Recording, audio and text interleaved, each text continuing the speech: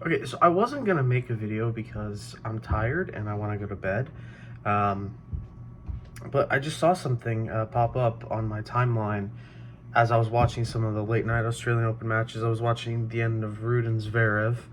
Um, Upsets didn't happen; they both won in the fifth sets. And I was gonna go to bed, and then I saw the news after Iga Swiatek had defeated her. So Danielle Collins was up 4-1 in a double break on Iga Swiatek in the second or third round of the Australian Open. I forgot. This looks really bad because I genuinely forgot if they were in the third round or the second round. Yep, so they were in the second round, and Swiatek defeated Collins. And then in the post-match press conference, Collins she calls it quits. So I'll read the tweet, and it accompanies a video as well. Danielle Collins announces this is her last season on tour. Quote, "Are all losses created equal, or do others stay with you longer than others?" Danielle, at this point, I'm kind of at the end of my career, and they don't sting quite as much, to be honest. I feel like I have kind of gotten to the point where obviously they matter, and my career means a lot to me, but at the end of the day, you either win or you lose, and that's all there is to it. Reporter replied, "End of your career, seems," and then Danielle says, "Yeah, this is going to be my last season actually competing. I don't really know exactly when, but this will be my last season, and I'm really looking forward to that." Reporter replies, "Really?" Danielle replies, "Yep." "Can I ask you why?" "Only because, I know there's a lot to do in life, but you're still playing beautiful tennis." Danielle, "Yeah, I feel like I've had a pretty good career. There have certainly been ups and downs to it. I think the travel and some things away from the court with scheduling and all of that. This is a really tough sport," which I agree with. "I have other things that I'd like to accomplish in my life outside of tennis and would like to be able to kind of, be able to have the time to do that. Obviously, having kids is a big priority for me. So, journalist, the sport is going to miss you, Danielle. Thank you." So the news just came really abruptly. Like, she lost the match and then all of a sudden announces her retirement.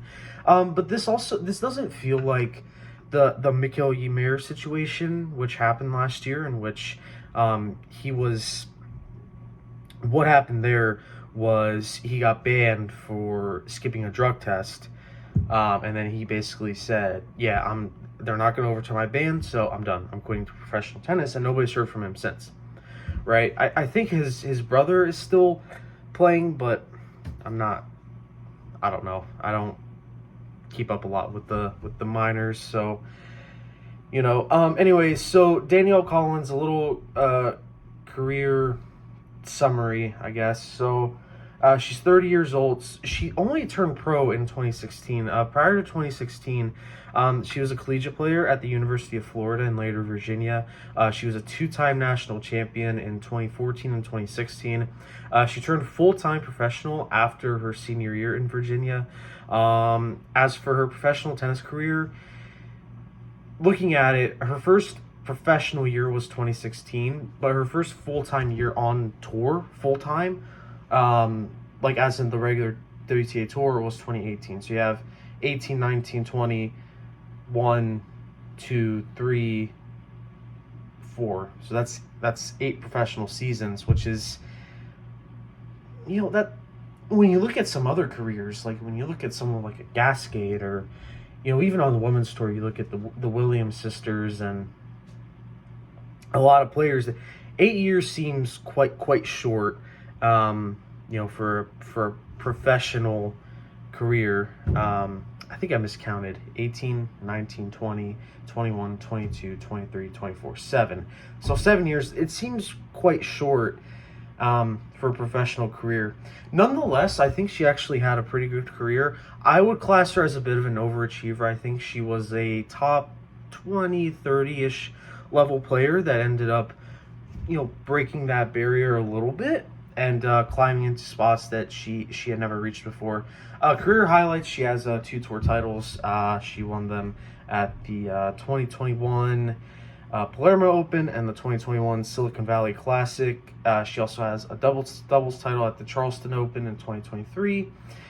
Her main major accomplishment, though, was the 2022 Australian Open, where she reached the final, where she played Ashley Barty, number 1 seed. I believe she was unseeded. Looking at her draw here, so funnily enough, in this tournament, she was ranked 27. She got to the semifinals, playing Iga Swiatek and beat her, whipped her 6-4, 6-1, and then got to the finals against Ash Barty and lost to who at the time was undoubtedly the best player in the world. So Collins ended up, that's probably the thing she's most notable for. She does have a bachelor's degree in media studies and business, and she actually has a master's degree as well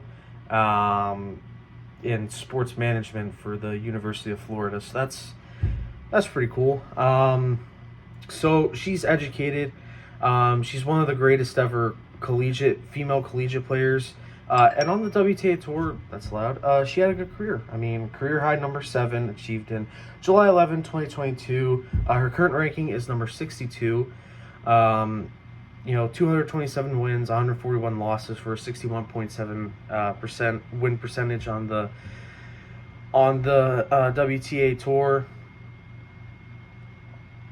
She's had a good career, and it's weird that she's only 30, so it's quite early, but she also cites there's personal reasons, like, hey, I want to have children, I want to, focus more on my personal life. The tour isn't for everybody. The touring lifestyle of the ATP Tour is, it's not great. It's not great. It's difficult, and not everybody can do it, so I don't necessarily blame her for, calling it quits or saying that, yeah, I just hate tennis, I'm not doing it. It's just the touring lifestyle is tough. Alexander Bublik mentioned it a couple years ago. He said, he said a quote, and the reporter basically, twisted his words like a lot of them do, and ended up saying that, oh, Bublik hates tennis. And Bublik ended up clarifying his comments. I don't hate tennis. I love tennis. I just dislike the fact that, the tour is a struggle for me. Mentally, it's a struggle for everybody, kind of. So it's difficult in that regard because, not everybody can succeed on tour, and a lot of it isn't because they're not good enough. A lot of it is because the tour is difficult. The tour is just difficult, and I have nothing but respect for Danielle Collins. I think she's had a great career, over $6 million in prize money. Again, Grand Slam finalist, top 10 in the world. So, nothing but respect. I think she's overperformed, and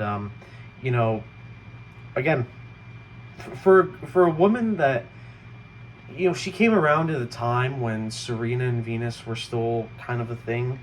And she also came in around a time when nowadays all we talk about is Coco Gauff and Jessica Pegula, and I'm thinking a couple of years back, Jennifer Brady, and all these other Americans that we didn't really appreciate, that Collins was actually quite a good player as well. So this is my little video appreciation to her. Tennis is definitely going to miss her.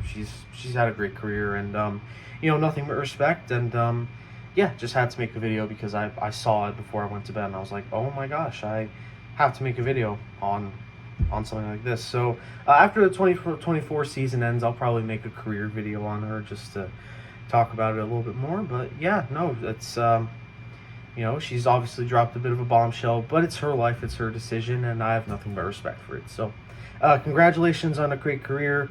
Catch you guys again in the next video, and see you all later.